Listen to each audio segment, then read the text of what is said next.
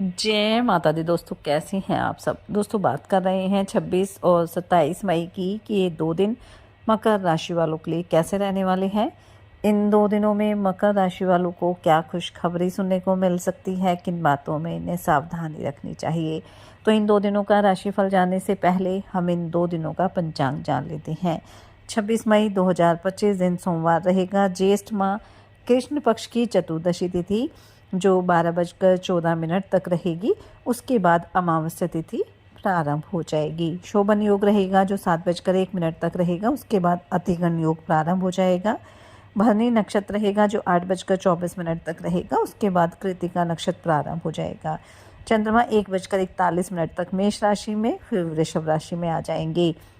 अभिजित मुहूर्त का समय रहेगा 11:50 से 12:45 तक।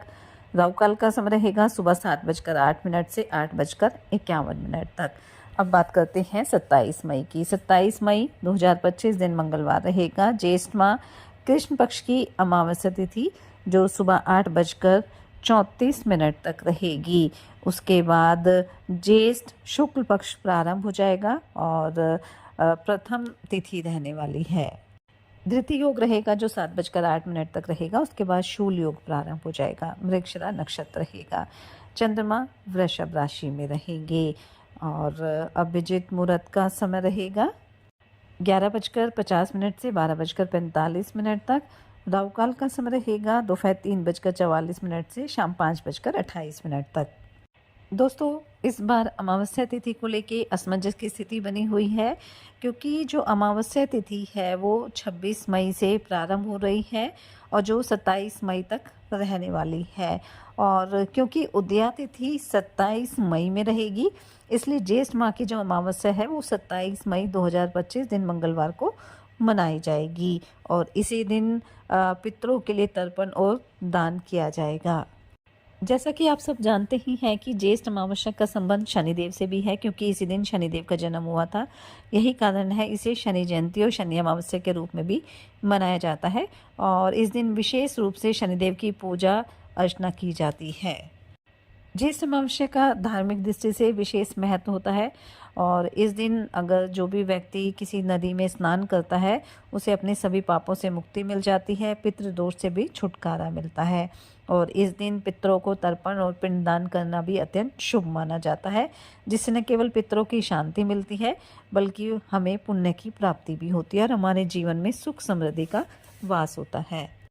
तो इस दिन आप पूरे विधि विधान के साथ अपने पितरों का श्राद्ध और तर्पण करें। सूर्यदेव को जल दें। तांबे के लोटे में आपको जल, लाल पुष्प, चावल डालकर सूर्यदेव भगवान को जल अर्पित करना है। पिंडदान और तर्पण अवश्य करें। अपने पितरों की शांति के लिए आप तर्पण करें। पीपल के पेड़ की पूजा अवश्य करें। पीपल के पेड़ के नीचे दीपक जलाएं, जल अर्पित करें और इस दिन शनिदेव की पूजा अर्चना भी करें। किसी शनि मंदिर में जाकर आप तेल, काले कपड़े, लोहे की वस्तु का दान कर सकते हैं। ओम शन शनिश्चाय नमः मंत्र का आप जाप अवश्य करें। और वैसे भी इस दिन बेहद शुभ संयोग बन रहे हैं, क्योंकि इस दिन एक साथ शनिदेव, हनुमान जी और पितरों का आशीर्वाद आपको प्राप्त होगा। सर्वासिद्धि योग ने इस दिन को और भी विशेष बना दिया है और ये आपके लिए बेहद शुभ संयोग रहने वाला है। और क्योंकि मंगलवार के दिन ये अमावस्या है तो ये भौमौती अमावस्या मानी जाएगी और इस वजह से आप मंगल दोष की शांति भी इस दिन करा सकते हैं। बड़ा मंगलवार भी रहेगा तो इस दिन हनुमान जी की पूजा अर्चना करना भी बेहद फलदायी रहने वाला है। तो बस आप पूरे मन से, विधि विधान से हनुमान जी, शनिदेव की पूजा अर्चना करें। हनुमान चालीसा, बजरंग बाण, सुंदरकांड का पाठ करें। अपने पितरों के निमित्त श्राद्ध और तर्पण अवश्य करें। इससे आपके घर परिवार में सदैव सुख शांति बनी रहेगी और आपकी जो भी मनोकामना है वो अवश्य पूरी होगी। तो चलिए बात कर लेते हैं ये 2 दिन मकर राशि वालों के लिए कैसे रहेंगे। ये 2 दिन मकर राशि वालों के लिए बेहद ही लाभकारी रहेंगे। इन 2 दिनों में आपको कोई बड़ी खुशखबरी सुनने को मिल सकती है। इन 2 दिनों में आप कोई बड़ी खरीदारी भी कर सकते हैं।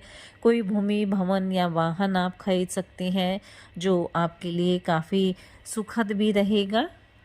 अगर आप सामाजिक क्षेत्र से जुड़े हुए हैं तो आपको आपके कार्यों की वजह से एक नई पहचान मिलेगी। वहीं नौकरी पेशा लोगों के लिए भी 2 दिन अच्छे रहेंगे। आप अपने कार्य को तय समय पर पूरा कर पाएंगे। कारोबारियों को भी अचानक से धन लाभ का योग बन सकता है। वहीं संतान की तरफ से मन प्रसन्न रहेगा। संतान को पढ़ाई के लिए आप कहीं बाहर भी भेज सकते हैं। कारोबारियों को इन 2 दिनों में कुछ नए लोगों से मेलजोल बढ़ाने का मौका भी मिलेगा। घर परिवार में किसी अतिथि का आगमन भी हो सकता है, जिससे घर परिवार में आप थोड़ा बिजी भी हो जाएंगे। अपने लक्ष्य पर भी आप फोकस करके चलेंगे और इसी वजह से आपकी तरक्की भी होगी और आपको शुभ सूचना भी सुनने को मिल सकती है। दान धर्म के कार्यों में भी आपकी काफ़ी रुचि रहेगी। भगवान की भक्ति में भी आपका मन लगेगा। किसी धार्मिक कार्यक्रम में आप सम्मिलित भी हो सकते हैं। बड़े बुजुर्गों का सहयोग आपको मिलने वाला है, उनका आशीर्वाद आपके ऊपर बना रहेगा। वहीं विद्यार्थी किसी परीक्षा में अच्छा प्रदर्शन कर सकते हैं, जिससे घर परिवार में भी एक खुशी का माहौल रहेगा। किसी मित्र से मिलने का मौका भी आपको मिलेगा, जिससे आपका मन भी काफ़ी प्रसन्न रहेगा। नौकरी पेशा लोग अपने कार्यों में अच्छा प्रदर्शन करेंगे।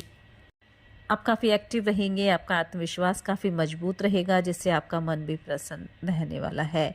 जीवन साथी के साथ भी आपके रिश्तों में मजबूती रहेगी। वहीं प्रेम संबंधों के लिए भी ये 2 दिन काफ़ी अच्छे रहने वाले हैं। अगर धन को लेकर आपका कोई काम लंबे समय से रुका हुआ था, तो वह भी इन 2 दिनों में पूरा हो सकता है। जो जातक सरकारी नौकरी कर रहे हैं, उन्हें कोई अच्छी खबर सुनने को मिल सकती है। इन 2 दिनों में आप अपने कार्य को जितना योजना बनाकर चलेंगे, उतना ही समय आपके लिए और भी शानदार रहेगा। घूमने फिरने भी जा सकते हैं और घूमने फिरने के दौरान कोई महत्वपूर्ण जानकारी भी आपको मिल सकती है। ससुराल पक्ष का कोई व्यक्ति आपसे मेल मिलाप करने भी आ सकता है। भाग्य के दृष्टिकोण से भी ये 2 दिन अच्छे रहेंगे। मेहनत के साथ साथ भाग्य का साथ भी आपको मिलने वाला है। शेयर मार्केट में अगर इन्वेस्टमेंट करते हैं, तो आपको निवेश करने से अच्छा खासा लाभ मिलने वाला है। रिश्तेदारों से भी आपको कोई अच्छी खबर सुनने को मिलने वाली है। घर परिवार की सुख सुविधाओं के लिए कोई नया इलेक्ट्रॉनिक आइटम भी आप खरीद सकते हैं।